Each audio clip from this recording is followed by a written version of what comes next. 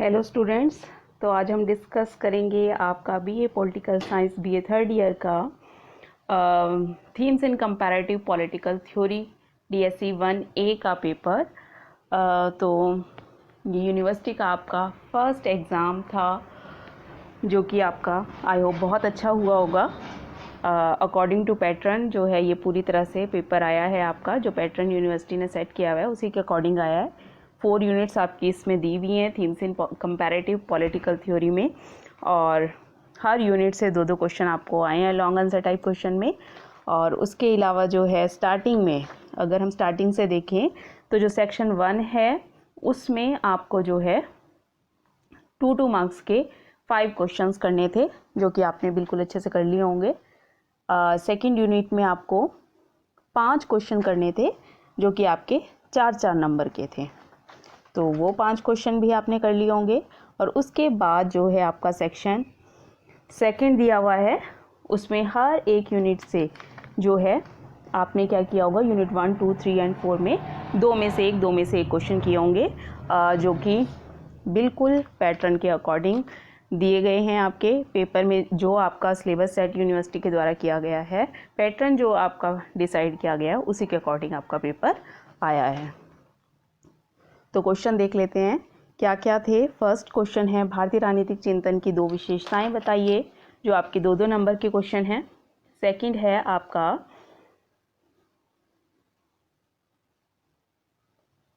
है आपका John Locke के अनुसार प्राकृतिक अवस्था में मनुष्यों को कौन कौन से अधिकार प्राप्त थे। थर्ड है बाल गंगाधर तिलक के स्वराज संबंधी क्या विचार थे। फोर्थ है डॉक्टर अंबेडकर के सामाजिक आर्थिक लोकतंत्र संबंधी विचार लिखिए। और फिफ्थ है डॉक्टर राम मनोहर लोहिया के समाजवाद संबंधी विचारों का वर्णन कीजिए। तो हर एक यूनिट से अगर आप देखेंगे तो इसमें जो भी क्वेश्चन है वो हर यूनिट से एक एक लिया गया है, बस लास्ट के जो 2 क्वेश्चन हैं वो आपके 4th यूनिट से आए हैं। उसके बाद पार्ट बी में आपको क्वेश्चन आया है भारतीय राजनीतिक चिंतन की मुख्य विशेषताओं का वर्णन कीजिए। उसके बाद क्वेश्चन है J.S. मिल के अनुसार स्वतंत्रता के आधार क्या थे। उसके बाद कौटिल्य द्वारा बताए गए राज्य के 7 अंगों या तत्वों का वर्णन कीजिए। फोर्थ है बाल गंगाधर तिलक के राजनीतिक विचारों का वर्णन कीजिए। महात्मा गांधी के स्वराज संबंधी विचारों का वर्णन कीजिए। डॉक्टर भीमराव अंबेडकर वर्ण व्यवस्था के विरोधी क्यों थे, व्याख्या कीजिए। और लास्ट आपका 7th क्वेश्चन दिया है खेड़ा सत्याग्रह पर एक नोट लिखिए। तो इसमें से आपको 5 क्वेश्चन करने थे, वो भी आपने अच्छी तरह कर लिए होंगे। यहाँ पे एक क्वेश्चन जो है आप देखो, जो आपका सेक्शन 1 था उसमें भारतीय राजनीतिक चिंतन की 2 विशेषताएं लिखिए। और यहाँ पर भी जो आपका पार्ट बी है उसमें क्वेश्चन नंबर 2 का पार्ट 1 अगर हम देखते हैं तो उसमें क्या है, भारतीय राजनीतिक चिंतन की मुख्य विशेषताओं का वर्णन कीजिए। तो ये क्वेश्चन रिपीट हुआ है, तो जिस बच्चे ने पढ़ा होगा वो 2 नंबर में भी ये क्वेश्चन कर सकता था, 5 नंबर में भी कर सकता था। और आगे भी ये क्वेश्चन आया हुआ है जो आपका सेक्शन सेकंड है उसकी यूनिट फर्स्ट में क्वेश्चन नंबर जो आपका 3rd है।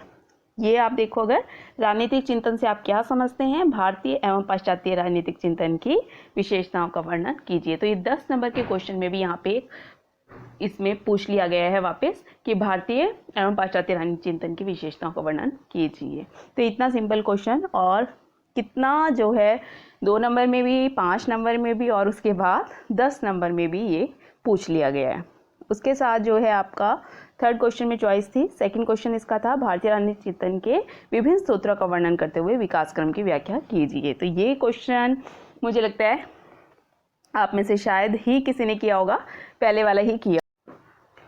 सेक्शन सेकंड की यूनिट 2 में आपका 4th नंबर पे क्वेश्चन दिया है प्राकृतिक अधिकारों पर लॉक के विचारों की विवेचना कीजिए। चॉइस में आपका क्वेश्चन है मिल खोखली स्वतंत्रता का समर्थक था, व्याख्या कीजिए। तो ये भी क्वेश्चन आपको बहुत इजी लगे होंगे, दोनों के दोनों ही, फर्स्ट वाला भी और सेकंड वाला भी आपको इजी लगा होगा, क्योंकि ये बीच में से एक स्टेटमेंट पूछी गई है। सबसे पहले तो आपको यही बोलना था कि दी किसने है, ठीक है, तो बारकर ने दी है, सबको पता ही है, पता ही होगा, और उसमें आपने इन दोनों में से कोई ना कोई एक ज़रूर आराम से कर लिया होगा।